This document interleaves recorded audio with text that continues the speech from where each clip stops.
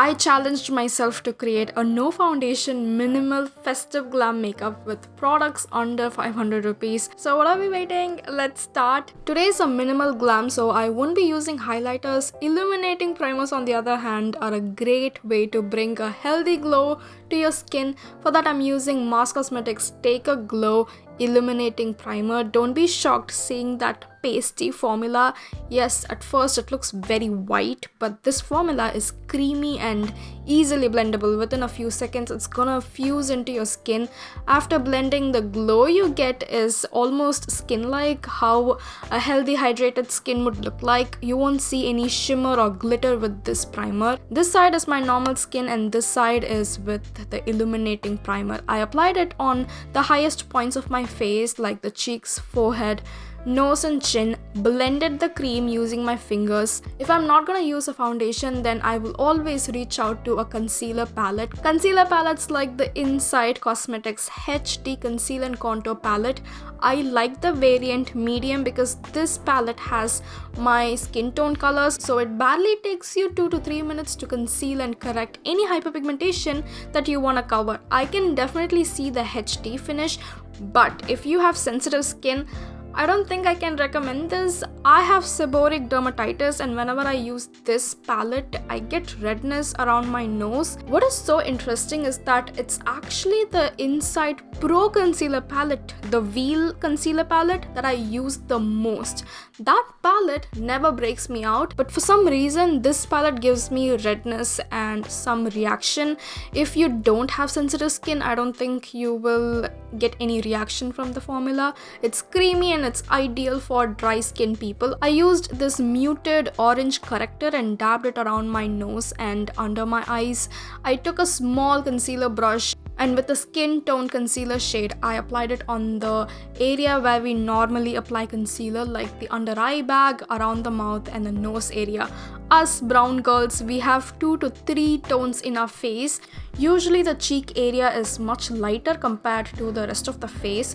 So instead of using a lighter concealer shade all over my face, what I did was I took the same skin tone concealer color and I brought the color towards the rest of my face. So this side you can see the brighter parts of my face like the cheek area and under the cheekbone, versus on my left side I manipulated and brought that even skin tone look. It's total manipulation using a single color that is a perfect match for your pigmentation. Basically, we are doing the opposite of what 2016 makeup was all about, where you use a lighter concealer on the under eye area to match the cheek color. This time we are using the under eye color on the cheek area. You have to take the smallest amount of product on the brush tip and scatter the pigment. Tap, tap, tap, and I'm scattering exactly how you would paint on a canvas. This is why I love concealer palettes. You get a free contour shade. I went for a very diluted contour effect the other day. It was full coverage makeup, so there it was more product and more blending. Since this is minimal to the core kind of a look,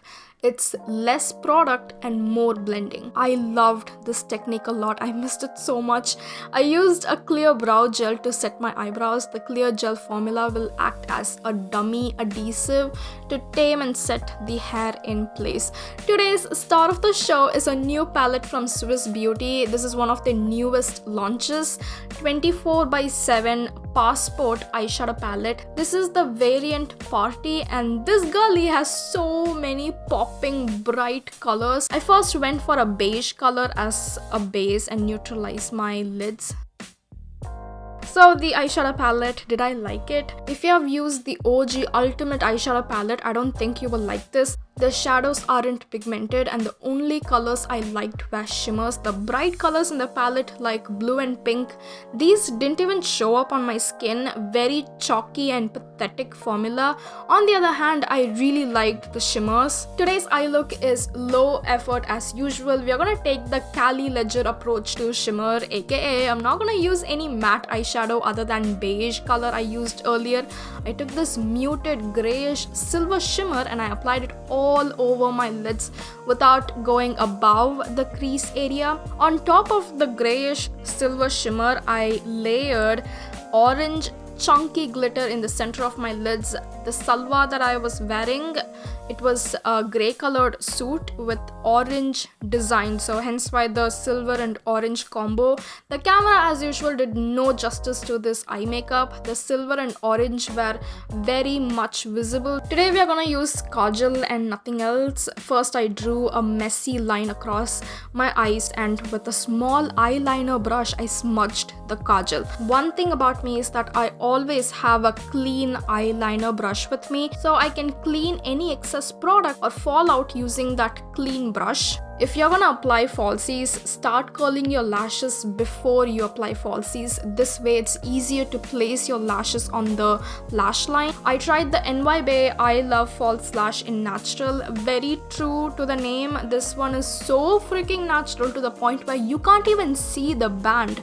The band looks non-existent, and by far this is the most natural false lash set I have tried. Reminded me of Korean or Japanese lashes, extremely thin, and oh my god, so difficult to apply. It took me a good 5 to 7 minutes to apply one lash. Once you apply the lashes, you should go back with the curler. That way you're giving shape to the false lashes and making them sit nicely on top of your real lashes. Now there should be minimal gap between your natural lash and false lash. Mascara on the other hand will act as an adhesive and bind these two lashes together. I'm using Swiss Beauty Craze mascara. The formula is in between of dry and wet, and I mainly like the wand. The wand is long and narrow, and I was able to apply the mascara from the roots to the tip. Now the thing is, I used a clear lash adhesive, so when it dries, it looks like white jelly. That kind of looks awkward on the eyes, so to fix that I used a black liquid eyeliner to paint over the dried up glue. Using the Essence brown eyeliner, I smudged the lower lash line and lined the waterline using the same black kajal from Sugar Cosmetics. It's not just the lower waterline, I want the typical Indian makeup look for Diwali, so kajal on the upper and lower waterline. For blush, I used Mars Lip Mist in 06 Wavy. It's a mauvey strawberry pink color. I made an entire video on Mars Lip Mist, you can check that out. Mars Lip Mist consistency is on the thin liquid side with a velvety texture, so it felt like I was applying a regular schmegular Korean lip tint. To set my face, I reached out to the cult classic pressed powder, Maybelline Fit Me pressed powder in 330 Tofee. I used a pizza puff to deposit the powder on my skin. I just felt like not using a brush today. For the lips, I have an amazing option for people who are on a tight budget and you're looking for a blurring velvet matte formula. This is the Biotique Natural Makeup Magicolor lipstick in Bond Girl. I tried a Biotique lipstick for the first time. I did not expect a Biotique lipstick to be this good. I paid, I think, less than 100 rupees for this lipstick. I think this retails for 120 rupees. It is so good. Velvety formula and blurring finish. It's non-drying and felt like cushion on my lips. Bond Girl is a pinkish maroon, but it's on the muted side. It's not too bright, it's not too muted either. Just the perfect balance. The lipstick itself is blurry, so I thought I would blur the lip line area to give this a K-beauty touch. I really enjoyed creating this look. I'm probably gonna wear this on the day of Diwali. If you like this video, give me a like and subscribe. I'll see you later. Bye guys!